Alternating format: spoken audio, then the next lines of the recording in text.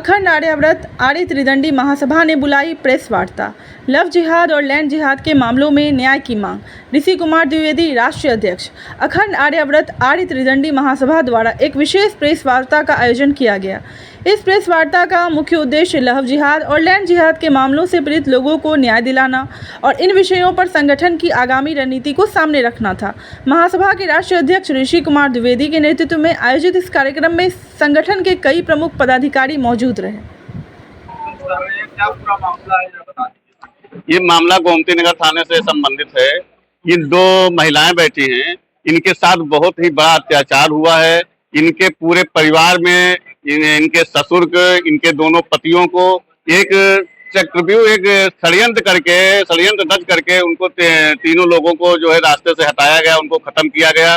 अब उसके बाद मोनिस हसन नाम का एक युवक है जिसने शिल्पी त्रिपाठी से शादी की, जबकि शिल्पी त्रिपाठी और मोनिस हसन की बहन दोनों एक ही कॉलेज में पढ़ती थी। वहां से उसकी दोस्ती कराई भाई से और फिर उसकी शादी कराया, जबकि स्पेशल मैरिज एक्ट के तहत कोई शादी नहीं हो सकती जब तक कि डीएम मतलब वो ऑर्डर न करे, जब तक डीएम उसको पास न करे कोई शादी नहीं हो सकती। फर्जी की शादी हुई, उसके बाद वो लड़की और उसकी माँ दोनों उसी के घर में, आज भी मोनिस हसन के घर में हैं, और इनकी पूरी प्रॉपर्टी अपनी ननद और अपनी माँ के नाम गिफ्ट करवा ली गई। आप सोचिए, जिसका पति खत्म हो गया हो उसके 19वें दिन पूरी प्रॉपर्टी जो है अपनी सास के नाम, अपनी ननद के नाम गिफ्ट कर रही है। ऐसी क्या मजबूरी थी, क्यों गिफ्ट कर रही है? यही सोचने वाली बात है कि यदि हम अपने जिस घर में रह रहे हैं वो गिफ्ट हम दूसरे को दे देंगे, अपनी ननद को दे देंगे या सास को दे देंगे, तो हमारे बच्चे, हमारा परिवार कहाँ जाएगा? तो ये बहुत जांच का विषय है, क्योंकि बहुत बड़ी घटना इनके साथ घटी है, उसका कोई उत्तर नहीं है। तो अभी तक किस तरीके का आश्वासन मिला है? अभी कोई आश्वासन नहीं मिला है। कई पत्र महिला आयोग को भी जा चुके हैं, कई जगह गए हैं, अभी तक कोई कार्रवाई नहीं हुई। कल पश्चिमी डीसीपी को भी एक पत्र भेजा गया है एफआईआर दर्ज करने के लिए। अब मैं देखता हूं कि क्या होती है, उस पर कार्रवाई होती है, और नहीं यदि कोई कार्रवाई होती है तो फिर रोड का रास्ता तय होगा, संघर्ष और आंदोलन का रास्ता तय होगा। अभी तक नहीं, अभी थाना के सचिव से भी मेरी बात हुई है, वहाँ के सीपी से भी बात हुई है, लेकिन उससे ऊपर भी बात नहीं हुई है। क्या पूरा मामला है? सर, निहारिका त्रिपाठी नाम है, 2/205 में रहते हैं।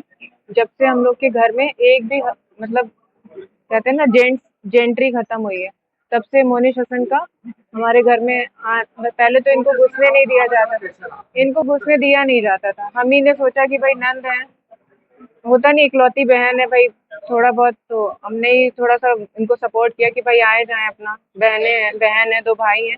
लेकिन जब से इन्होंने आना जाना शुरू किया, हमारे यहाँ ऐसे शुरू हो गया। पिताजी खत्म हुए, फिर जेठ जी खत्म हुए, हमारी ये भी खत्म हो गए दिसंबर 25 में।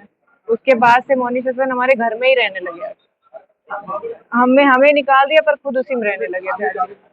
थाने में जब एप्लीकेशन वगैरह दी तो ये हुआ कि राजन केसरी, हम तो जानते नहीं थे वो पहले ऐसे हैं।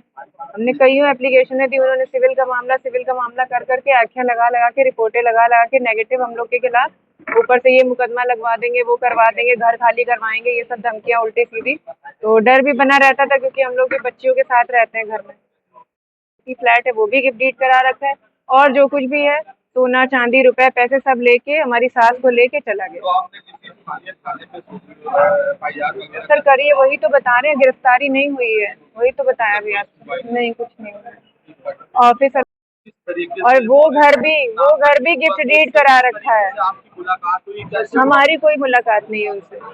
वो जो नंद है उनके हस्बैंड है, तो पारिवारिक मान लिया जाता है ना, नंदोई पारिवारिक हो जाते हैं, तो उस हिसाब से वो उनका आना जाना।